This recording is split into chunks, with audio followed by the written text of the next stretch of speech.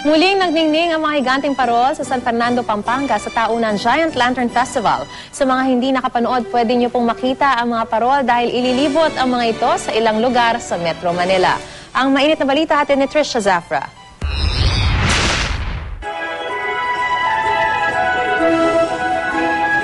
Muli na namang bumida ang mga higanteng parol sa taunang Ligligan Parol o Giant Lantern Festival sa Christmas capital ng bansa, ang San Fernando, Pampanga.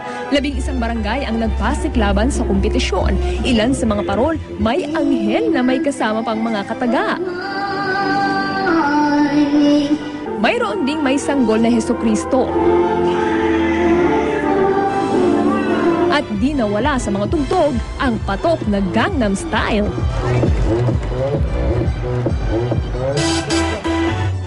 Dalawampung talampakan ang diameter ng bawat parol na may 7 hanggang 10,000 bumbilya bawat isa. Ito'y talagang labor of love sa mga craftsmen na gumagawa ng parol San Fernando. Naging mas mahigpit ang laban sa group category, kung saan sabay-sabay nagpailaw ang mga parol bawat grupo sa saliw ng musikang noon pa lamang nila narinig.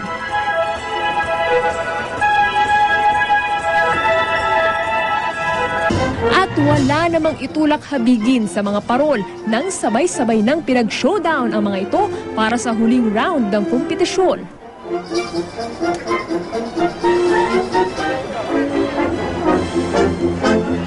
Nagkampiyon ang parol ng Barangay del Pilar.